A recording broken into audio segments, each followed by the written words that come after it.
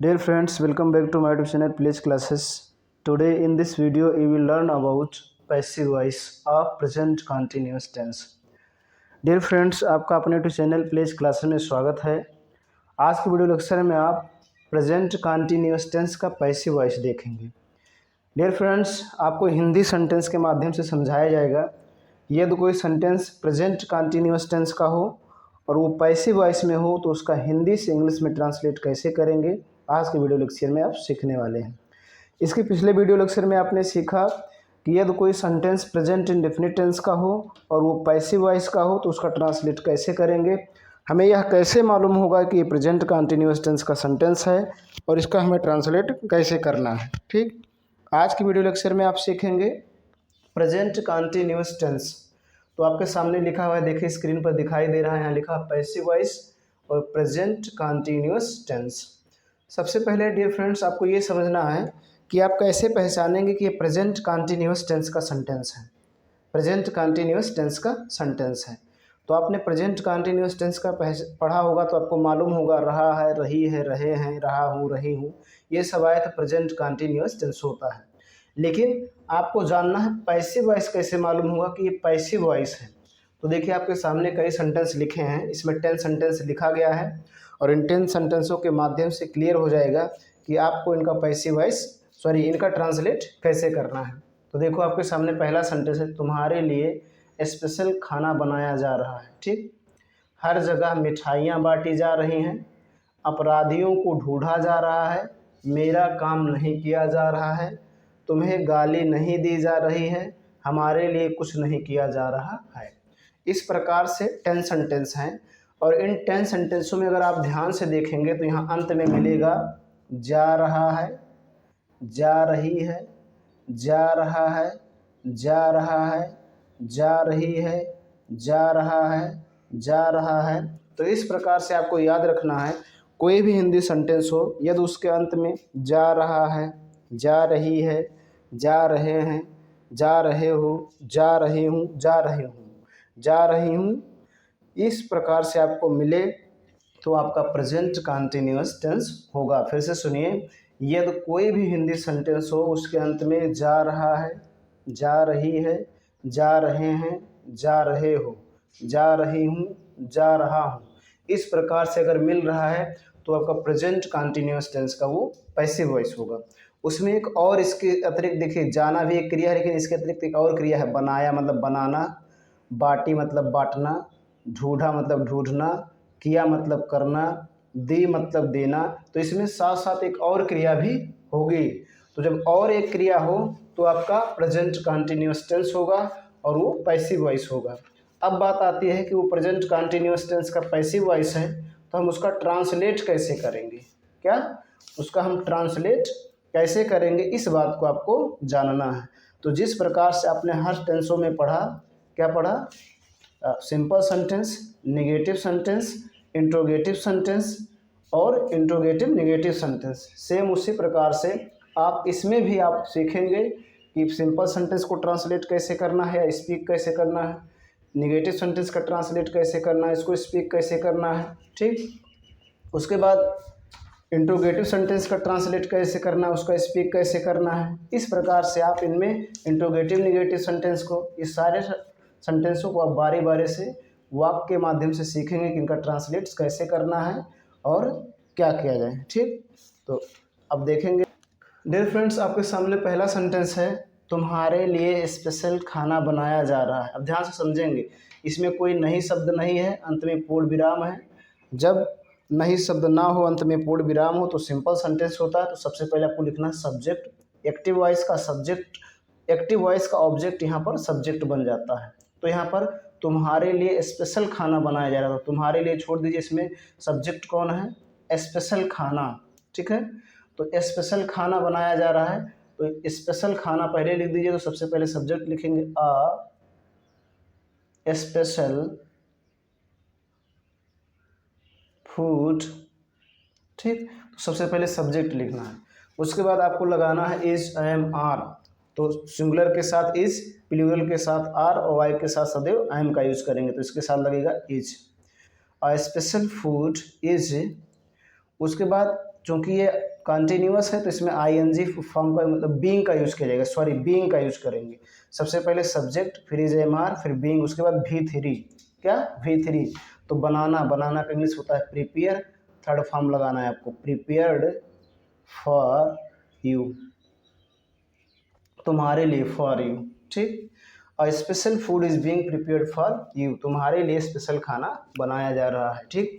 तो simple sentence को कैसे बनाओगे, सबसे पहले सब्जेक्ट, फिर इज एमआर, फिर बीइंग, फिर V3, फिर अदर वर्ड। अगला देखेंगे, हर जगह मिठाइयाँ बांटी जा रही हैं। तो सबसे पहले सब्जेक्ट, कौन सब्जेक्ट, हर जगह नहीं है, मिठाइयाँ, तो लिखेंगे स्वीट्स, क्या लिखेंगे, स्वीट्स। चूँकि अब देखिए प्लूरल है तो क्या लगाएंगे, आर, उसके बाद आपको बीइंग लगाना, हमेशा बीइंग लगाना, इज एमआर के बाद बीइंग। स्वीट्स आर बीइंग, बांटना, बांटना का इंग्लिश होता है डिस्ट्रीब्यूट, उसका थर्ड फॉर्म आपको लगाना है distributed, distributed. Sweets are being distributed, हर जगह, तो हर जगह का एवरीवेयर, एवरीवेयर, उसके बाद फुल स्टॉप, ठीक। अगला सेंटेंस देखिए, अपराधियों को ढूंढा जा रहा है, अपराधियों को ढूंढा जा रहा है। तो अपराधियों की इंग्लिश क्या होता है, क्रिमिनल, तो यहाँ लिखेंगे द क्रिमिनल्स, चूँकि प्लूरल है, द क्रिमिनल्स, प्लूरल है तो आर लगेगा, उसके बाद बीइंग लगाएंगे, उसके बाद V3, ढूंढना। तो ढूंढना का ट्रैक कह सकते हैं, या सर्च कह सकते हैं, या फाइंड आउट कह सकते हैं। तो यहाँ मैं ट्रैक लगा रहा हूँ, ट्रैक्ड थर्ड फॉर्म हो जाएगा, ठीक। उसके बाद full stop, the criminals are being tracked, अपराधियों को ढूंढा जा रहा है, ठीक। तो ये तीनों सेंटेंस आपके सिंपल थे। अब इनको एक बार मैं फिर बता रहा हूँ, सबसे पहले सब्जेक्ट, फिर इज एमआर, उनमें से कोई एक, फिर बीइंग, फिर V3, फिर उसके बाद जो बच जाए उनको लिख देना है, ठीक है। अगला देखेंगे, अगला सेंटेंस आपके सामने जो है वो निगेटिव सेंटेंस है। डियर फ्रेंड्स, अगला सेंटेंस निगेटिव है। कैसे पहचानूंगा कि ये निगेटिव है, निगेटिव सेंटेंस में आपको नहीं शब्द मिलेगा, मेरा काम नहीं किया जा रहा, देखो नहीं, तुम्हें गाली नहीं दी जा रही है, नहीं, हमारे लिए कुछ नहीं किया जा रहा है, नहीं, अंत में पूर्ण विराम हो, सेंटेंस में नहीं शब्द हो, निगेटिव सेंटेंस होगा। इसमें भी सबसे पहले आपको सब्जेक्ट लिखना है, मेरा काम सब्जेक्ट, माय वर्क, ठीक। उसके बाद इज एमआर तो सिंगुलर है तो इज, उसके बाद निगेटिव सेंटेंस में नॉट, फिर बीइंग, ठीक, ध्यान रखना आपको, इज के बाद नॉट, उसके बाद बीइंग, सबसे पहले सब्जेक्ट, फिर एमआर, फिर नॉट, फिर बीइंग, उसके बाद V3, करना का फॉर्म, सॉरी करना का इंग्लिश होता है डू, उसका थर्ड फॉर्म डन, उसके बाद full stop, my work is not being done, ठीक। अगला सेंटेंस देखेंगे, तुम्हें गाली नहीं दी जा रही, इसमें सब्जेक्ट कौन, तुम्हें, तुम्हें मतलब तुम की अंग्रेजी यू, यू के साथ लगता है यार, उसके बाद नॉट, उसके बाद बीइंग, उसके बाद V3, गाली देना का इंग्लिश होता है अब्यूज, उसका थर्ड फॉर्म लगाना है abused, you are not being abused, तुम्हें गाली नहीं दी जा रही, ठीक है। अगला देखेंगे, हमारे लिए कुछ नहीं किया जा रहा है, हमारे लिए कुछ नहीं किया जा रहा है। तो देखो कुछ नहीं किया जा रहा, तो कुछ नहीं को सबसे पहले आप लगा दीजिए नथिंग, ठीक, इसकी ये सिंगुलर हमेशा होता है, इसके साथ इज, फिर उसके बाद देखो यहाँ नथिंग लगे तो नॉट लगाने की ज़रूरत नहीं, अब लगाएंगे बीइंग, नथिंग इज बीइंग, और करना का तो डू, उसके बाद थर्ड फॉर्म डन हो जाएगा, for us, nothing is being done for अस, ठीक। तो देखिए ये नथिंग जो है एक अपने आप में नेगेटिव वर्ड है, इसलिए इसमें नॉट की लगाने की ज़रूरत नहीं है, nothing is being done for us. Dear friends, इस सेंटेंस को आप ऐसा भी बोल सकते हैं, we are not being done, we are not being done anyone, sorry anyone नहीं, देखिए यहाँ देखिए नथिंग का स्थान पे नथिंग जब यूज़ करेंगे तो नथिंग नहीं, यहाँ पर एनीथिंग हो जाएगा, ठीक है। नेगेटिव सेंटेंस में एनीथिंग, सिंपल सेंटेंस में समथिंग, और अगर नथिंग का यूज़ करेंगे तो नॉट का यूज़ नहीं होगा। फिर से समझ लिए, we are not being done anything, we are not done anything, इस प्रकार से भी आप इसका ट्रांसलेट कर सकते हैं। डियर फ्रेंड्स, जो आपके सामने अगला सेंटेंस दिखाई दे रहा है, क्या आपका काम किया जा रहा है, तो देखिए इसके शुरू में क्या है, अंत में एक क्वेश्चन मार्क है, क्या रोगी की जांच नहीं की जा रही है, यहाँ देखिए शुरू में क्या है, अंत में क्वेश्चन मार्क है। किसी भी सेंटेंस के अंत में इस प्रकार का चिन्ह मिल जाए तो इसको कहते हैं क्वेश्चन मार्क, और उस सेंटेंस का नाम होता है इंट्रोगेटिव सेंटेंस। तो इंट्रोगेटिव सेंटेंस अगर वो है तो इंट्रोगेटिव सेंटेंस दो प्रकार का होता है, एक yes no type interrogative sentence और एक WS टाइप इंट्रोगेटिव सेंटेंस। अब बात समझना आपको कि yes no type interrogative sentence किसे कहेंगे।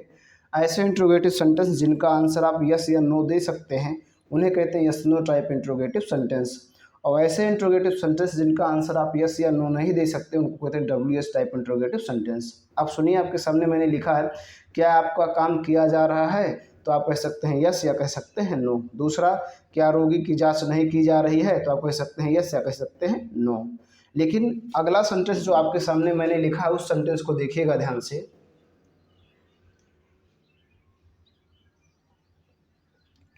डियर फ्रेंड्स, जो आपके सामने अगला सेंटेंस है वो है कि उन लोगों को क्या दिया जा रहा है, तो आप कह सकते हैं यस या कह सकते हैं नो। नहीं, बताना पड़ेगा। पेड़ क्यों नहीं लगाए जा रहे हैं, तो इसको भी आप कह सकते हैं यस या नो, नहीं कह सकते हैं, इसका आंसर देना पड़ेगा। तो जिनका आंसर आप यस या नो दे सके उन्हें यस नो टाइप कहेंगे, और जिनका आंसर आप यस या नो ना दे सके उसे कहेंगे WS टाइप।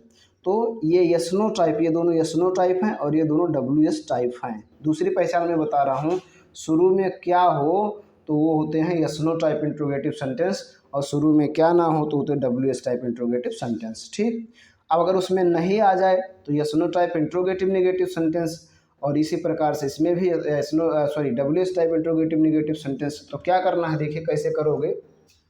सबसे पहले आपको इज एम आर लगाना है सब्जेक्ट को देखते हुए। आपका काम मतलब योर वर्क, ये सिंगुलर है तो सबसे पहले इज लगाओ, इज योर वर्क। सबसे पहले इज एम आर, फिर सब्जेक्ट लिखें, सब्जेक्ट के अनुसार ही ये लगेंगे। उसके बाद बीइंग लगाओ, उसके बाद भी करना का इंग्लिश डू, उसका थर्ड फॉर्म डन, फिर question mark. Is your work being done. ठीक, अगला सेंटेंस आप देखेंगे, क्या रोगी की जांच नहीं की जा रही, देखो इसमें नहीं आ गया, तब भी वही करना, सबसे पहले इज एम आर, तो रोगी की इंग्लिश पेशेंट, ये भी सिंगुलर है तो is the patient, is the patient. अब चूंकि इसमें नॉट है, सॉरी नहीं है, तो नॉट लिखने के बाद बीइंग लगाओ, इतना ध्यान रखना है। इंट्रोगेटिव सेंटेंस में सब्जेक्ट के तुरंत बाद नॉट लगाना। Is the patient not being, और उसके बाद जांच करना तो एग्जाम, उसका हो जाएगा एग्जामिनेड, उसके बाद क्वेश्चन मार्क। ठीक, अगला सेंटेंस देखोगे, उन लोगों को क्या दिया जा रहा है, तो देखिए WS टाइप इंट्रोगेटिव सेंटेंस है। तो WS टाइप इंट्रोगेटिव सेंटेंस में क्वेश्चन वर्ड की इंग्लिश सबसे पहले लिखो, कहाँ, क्यों, कितना, कितनी, कितने, कौन सा, कौन सी, किस, किसका, किसके, किसके, इनकी अंग्रेजी सबसे पहले लिखो। तो इसमें क्या है, क्या, क्या की अंग्रेजी सबसे पहले व्हाट। उसके बाद सब्जेक्ट देखो, उन लोगों, तो उन लोगों की इंग्लिश होता है दे, चूँकि ये प्लूरल है तो लगाएंगे आर।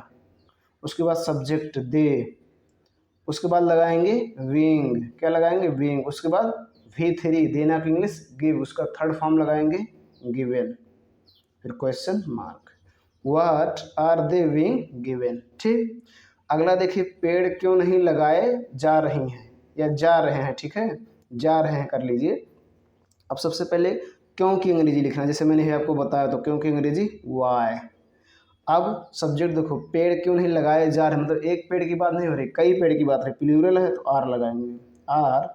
उसके बाद subject trees, why are trees, चूँकि इसमें नहीं है तो सब्जेक्ट के तुरंत बाद नॉट, उसके बाद विंग, और उसके बाद V3 लगाना, तो लगाना के पेड़ लगाना का इंग्लिश होता है प्लांट, थर्ड फॉर्म लगाएंगे हो जाएगा प्लांटेड, फिर question mark, why are trees not being planted. इस प्रकार से आपको प्रेजेंट कंटिन्यूअस टेंस के पैसिव वॉइस के सेंटेंसों को ट्रांसलेट करना है। तो डियर फ्रेंड्स, मैंने आपको बताया कि यदि कोई सेंटेंस प्रेजेंट कंटिन्यूअस टेंस के पैसिव वॉइस में हो तो उसका ट्रांसलेट कैसे करेंगे। इस वीडियो को देखने के बाद आपको कोई जानकारी मिली हो तो लाइक करें। चैनल पर पहली बार आए हों तो आपसे मेरी रिक्वेस्ट है कि चैनल को सब्सक्राइब करें, साथ साथ बेल आइकन भी प्रेस करें, ताकि जो मैं वीडियो अपलोड करूँ उसका नोटिफिकेशन आपको मिलता रहे। आज की वीडियो लेक्चर में इतना ही, धन्यवाद।